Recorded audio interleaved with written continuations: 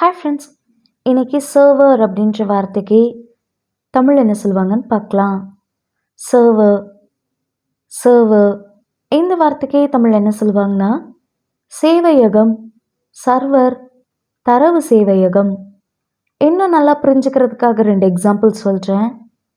First example, the restaurant server was very attentive to our needs. உணவக சேவையாளர் எங்கள் தேவைகளுக்கு மிகவும் கவனமாக இருந்தார். Second example, the companies website is hosted on a secure server.